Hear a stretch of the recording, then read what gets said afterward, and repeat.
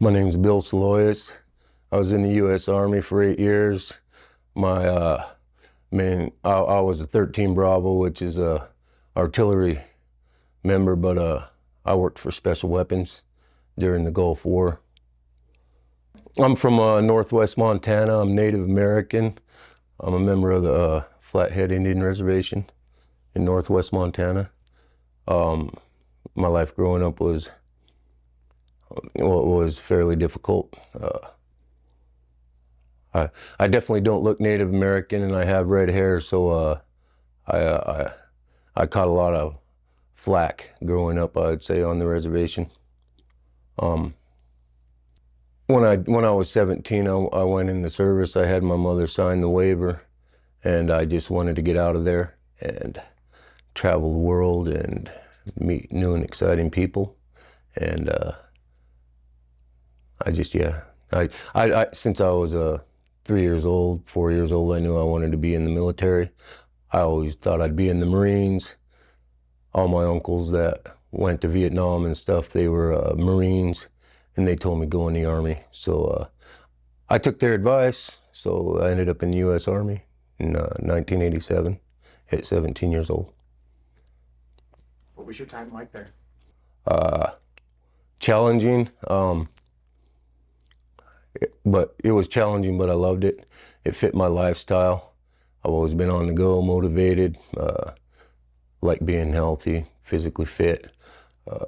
My father was very demanding growing up, so I was used to the discipline. Not necessarily the military's discipline, but I was used to discipline. So I guess I transferred pretty well into the military. It was exciting. My first duty station was Freiburg, Germany. I was there for 3 years before I deployed to Iraq. And then when I got back from Iraq, I deployed, or didn't deploy, I was transferred stateside to Fort Hood, Texas for 4 years. And after that, I kind of lost the zest for the military, and I got an honorable discharge in June of 1995. What was life like after, getting adjusted back to civilian?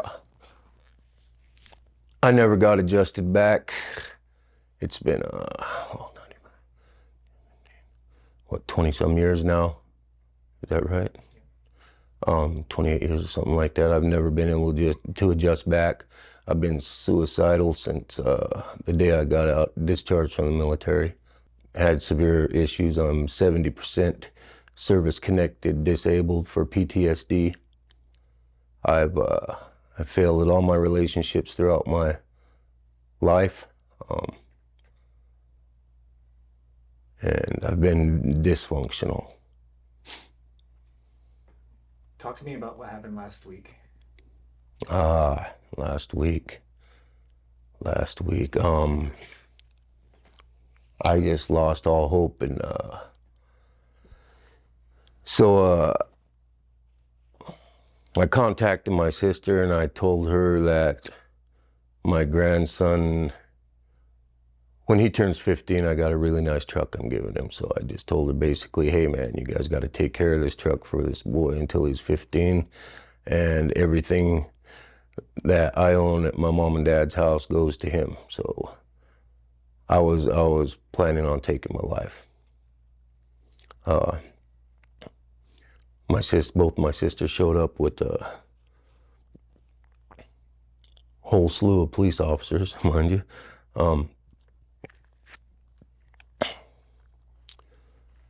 So it got pretty intense. They thought I had a gun. The only gun I had in my house was a BB pistol, but I threw that out in the yard. And I'm friends with most of the police officers up there. We all know each other, and we get along great. And one of my better friends that works for the tribal police came and he jawboned me for about an hour or so, and talked me into just letting my sister, who's a licensed therapist, come in the house, and we had a talk long enough that the police just disbanded and left us alone. So My sister actually knows Amanda and Justin. They come up to her house in Montana and they visit, and she told me about this program, and I was very, at the point I was happy just to get away from the situation and maybe, you know, go somewhere where I could forget about it like I usually do with every PTSD treatment I've ever been in. And when she told me it was only like 4 or 5 days, I just pretty much, I was like, nah, that can't be, that's not gonna work. It's not gonna work. But I promised her I'd come and try it out, and it's been a life-changing decision.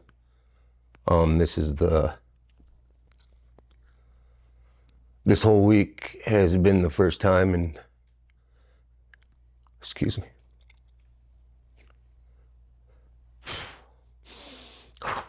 This whole week has been the first time in 28 years that I have not thought about taking my life every day. And after going through this program, I realized I don't want to take my life anymore. I want to continue to get better. I was shown things that gave me a reason to keep living. And this has been a life-changing event for me.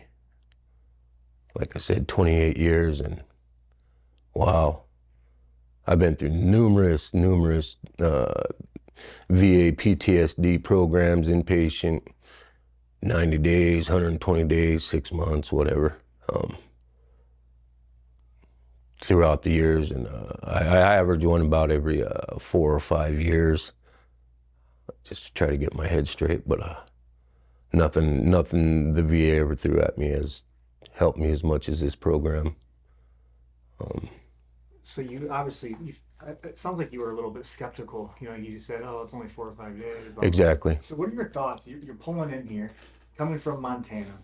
You pull down this road, this lane, you're driving back. What's going through your mind at that point? Well, I hope this does something for me. I even told my sister, I'll give it the week or whatever. I said, if it doesn't change when I come back, I said, just respect my burial wishes, because I'm gonna end it. So for you, it was really this or nothing. Yeah, that's why I say it's been life-changing. Not once since I pulled through this gate out here have I had a thought of harming myself. Let me digress, because when I first pulled through, I was like, well, I just said a prayer to God, and I said, you know, God, if this doesn't work for me, you're gonna have to welcome me home. That's the last negative thought I had. It helped a lot that I knew Amanda and Justin, had met him before. So I had some kind of trust there.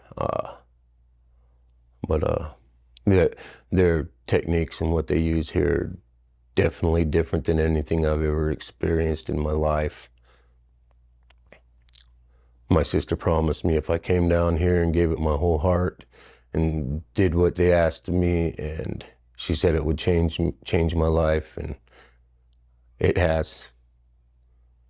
I feel like thanks to these guys and their equine therapy and their program, I've jumped leaps and bounds above whatever inpatient treatment Veterans Administration has ever given me. The real shift occurred yesterday during one of our classes. It's been a core belief in me long before I joined the military, and I'd been dealing with that for 47 years, and I've never discussed it in VA settings or VA treatments, or I've never told any of my family about it. And I didn't want to live like this anymore. And I knew if I didn't bring this out and deal with it, it was going to kill me.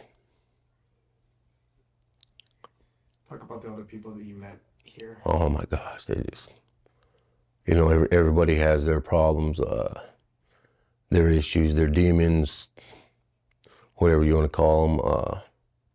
And we all came here like, I think we're all kind of thinking the same thing, you know, what's 4 or 5 days going to do for us, you know, and we all grew together as a family, and mad support, mad trust, and we all learned something we never learned before. The equine therapy is incredible. I can't speak for all of them. For myself, VA is very clinical in their approach to treatment, whereas here Amanda tries to balance clinical work with spiritual work. And I believe that most veterans are lacking spiritual guidance, be it the Creator, be it God, be it Buddha, whatever you consider God. A lot of us lack that spirituality. It was stripped from us in combat, and it never came back to us. And these guys brought it back to me, this program. I believe I was keeping myself from God because I was too ashamed of what I'd done that God would ever accept me.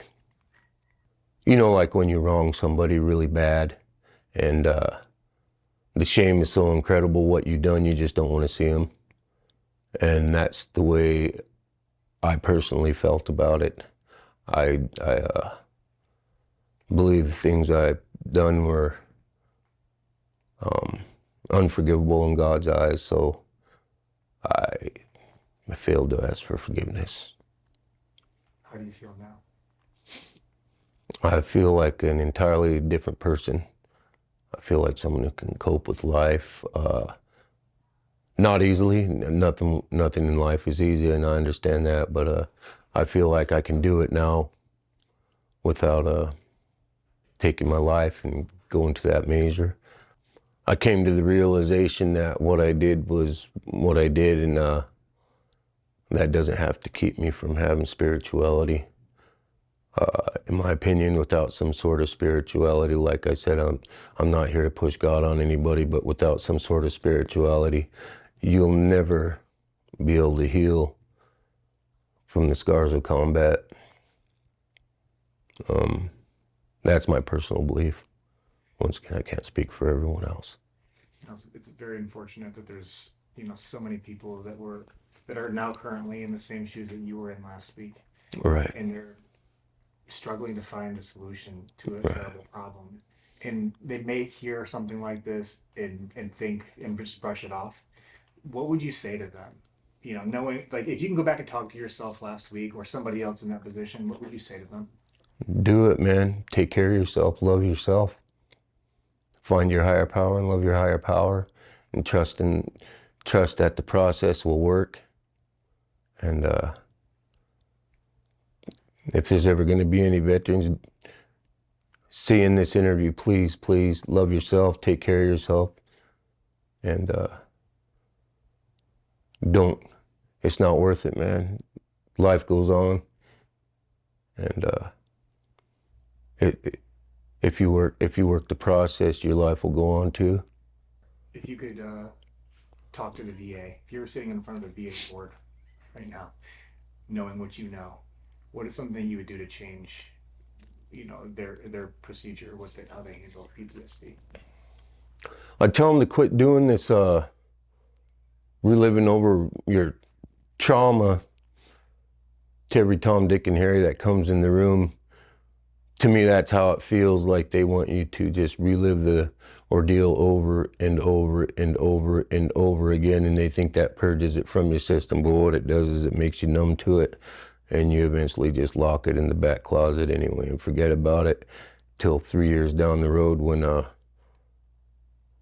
wanting to kill yourself becomes a drive that you cannot control anymore. I have nothing bad to say about VA. They tried to help me. But I've just found that their method is nothing compared to what I've done here. I've gained more in 4 days right here in Ohio than I have in years of PTSD treatment with the VA in the clinical situation. At least, you know, VA, you have some help, but it's just a Band-Aid. Because, you know, every time your Band-Aid starts leaking, you got to take it off and put a new one. That's like going through VA treatment. It's a Band-Aid for a little bit, but inevitably you're going to end up back in there again. So where do we see Bill in 6 months? Living life, utilizing these tools, hopefully making reparations on the numerous relationships I've managed to screw up with my PTSD over the years. I hope to be back here in 6 months or so and help facilitators and alumni. I am coming back. That's how much I believe in this program. I live in Montana. It's quite a little bit of logistics there, but I do it in a heartbeat, you know. So I'm going to be planning for that. I'm going to try to come down two times a year. But in 6 months, I don't know what I'll be doing in 6 months, but I know I'll be alive and I won't take my life.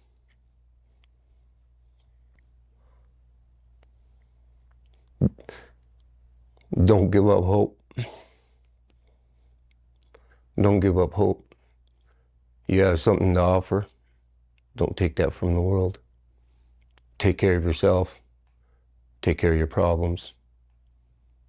And the rest will fall into place. Believe me, if it wasn't for divine intervention, I wouldn't be here today. I would have been already in the morgue right now. But God had a different plan for me. And this place has changed my life.